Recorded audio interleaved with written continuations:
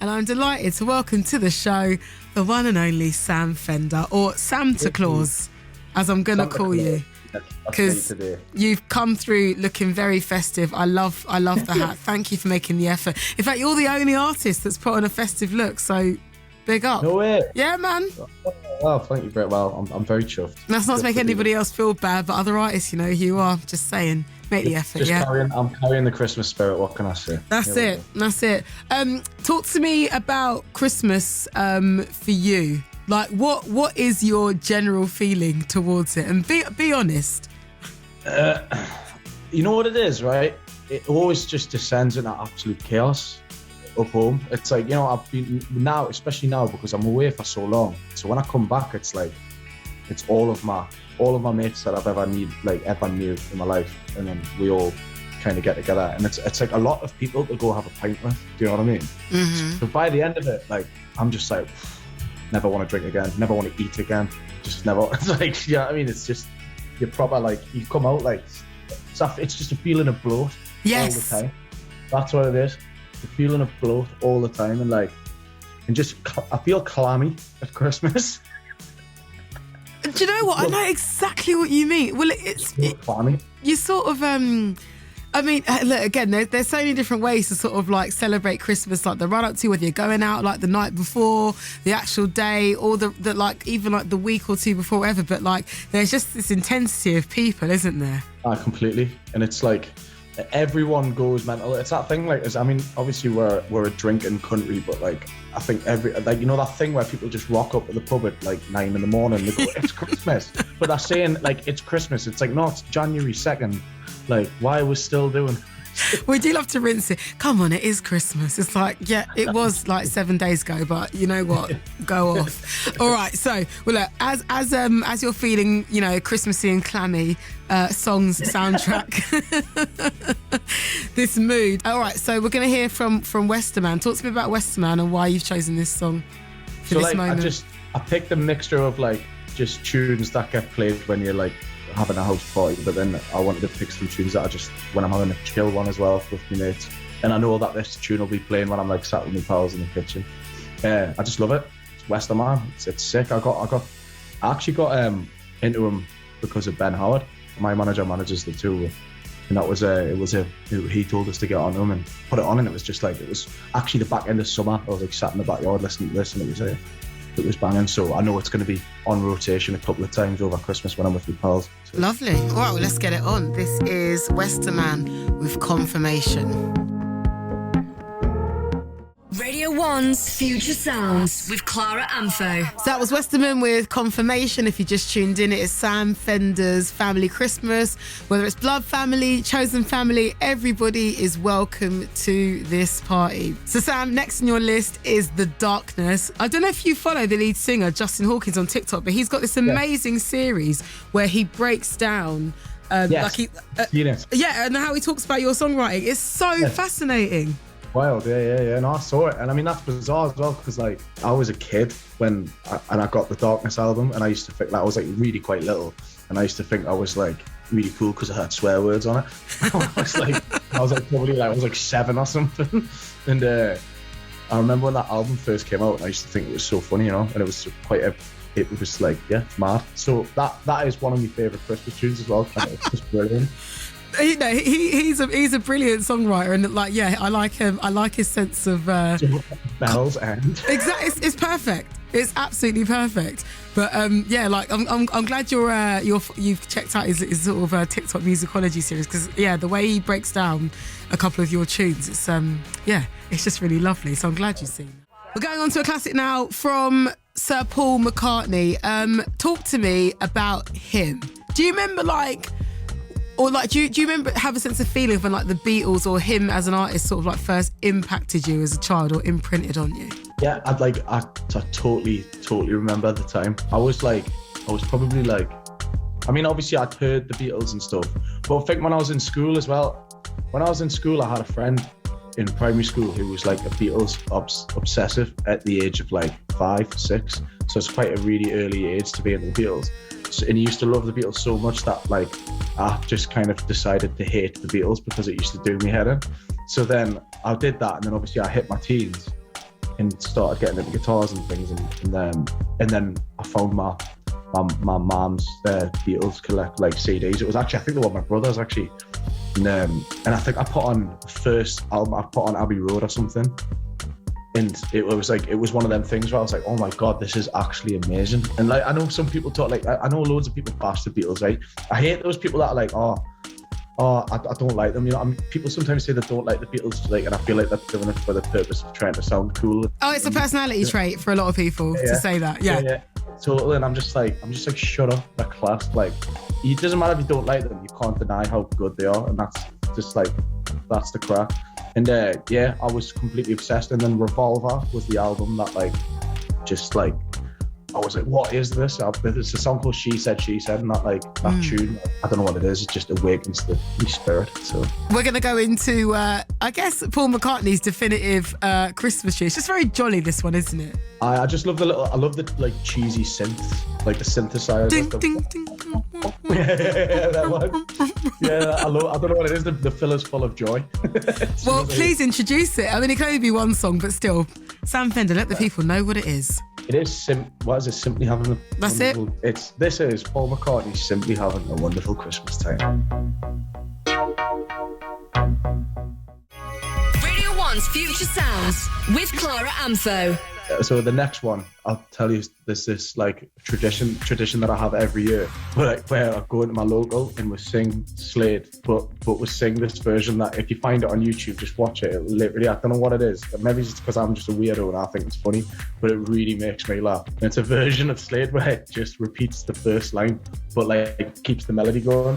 So it's like, are you hanging up your stocking on the wall? Are you hanging up your stocking on the wall? And then it's like, are you hanging up your stocking on the wall? And we go in and do that, and it really annoys everybody in the pub every year. So I'm really excited to do that. So for that reason, I'm gonna play Slade. Well, lovely. We'll shout out to any single person that's been personally affected by Sam Fender and his friends in the pub somewhere in the northeast of England at some point over the past 5 years, maybe? It started about 5 years ago. Yeah. I had a feeling. I don't know what my spirit just told me. It's not just in the pub as well. Sometimes we'll go round, because we get the YouTube clip, and sometimes we'll just slowly drive around and play it really loud, just the YouTube version of this song. Wow. Just and like drive about 5 miles an hour, like down streets where people, you know, can embrace the Christmas spirit. That's some commitment. I got to respect it. Well, here we go. This is Merry Christmas, everyone, the normal version by Slade. We've got a non-Christmassy one now from a brilliant British MC. Talk to me about this person. Just love this album. Like, this was one of my favourite records of the last year, and it's like, it's one of them songs that once I first heard this track, it was like on repeat in the house. It's a party tune, 100%. Like, as soon as it comes on, it's like sets the tone. Just love it, and that's it. It's literally just been on repeat, and I know it's going to be on repeat for like another couple of months, so it's going to have to be Little Simz, Point and Kill. As you were talking about it, and think about how it sounds, like the pick work on it, I can imagine you like just having fun, like playing along to that. It's all the little like percussion things as well, so that's a tune. It's wicked. Lovely. Right, here's Little Simz. Sam, quickly, tell me what you're actually going to be up to on Christmas Day. What is a typical Fender Christmas? So normally, I used to go to my grand's and would have it there. But this year, I'm doing it like as a Christmas of sort of misfits. So I think I'll probably they're going to come to mine. I think like my gran and stuff will be coming to mine. I think my mom's going to come round at some point. But I've got like, it's me and Johnny Blue Hat, my saxophonist. Oh, he's great. So me and Johnny are doing dinner, so we're gonna butcher it. Johnny's a good cook, but I'm not. And it's just a couple of my close friends, you know, a couple of close circles.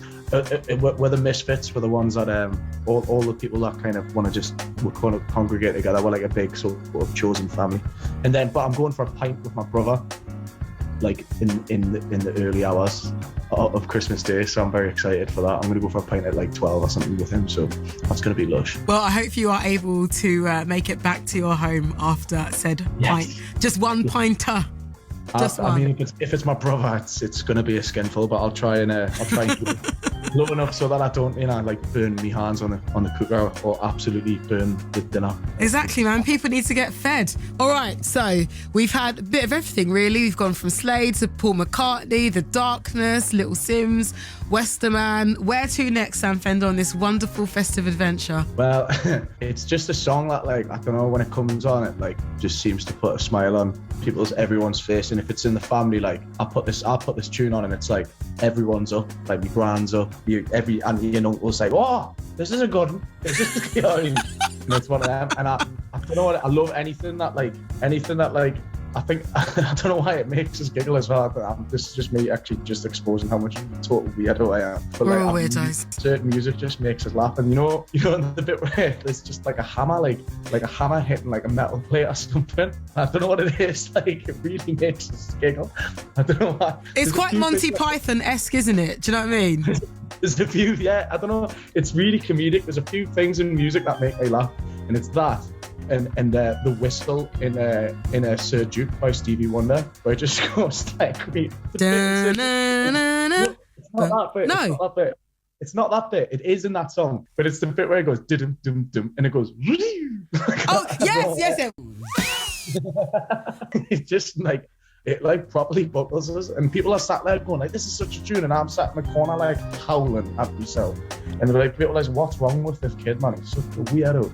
So there you go. So I picked it purely for this, like, because everyone's dancing around and it'll just be me, like, giggling at the sound of hammers hitting metal things. I don't know why. Here's to the hammers. Let's get it on. Mr. Blue Sky. This is ELO. Sam Fender, you've taken us on quite the journey. I feel like we've sang with you in the pub, we've laughed with you in the corner of your living room with your nan and your cousins. We've woken up with you on Christmas Day. We've regressed to little Sam Fender getting an album from The Darkness when he was just a kid and laughing at the rude words in said song. And now we come to, I think, a Christmas party classic, Uncle Luther. Let's talk about him. Yes, absolute tune. Well, this song, when I first got into this tune, it's actually Joe in my band. You know, Joe on the keys at the back.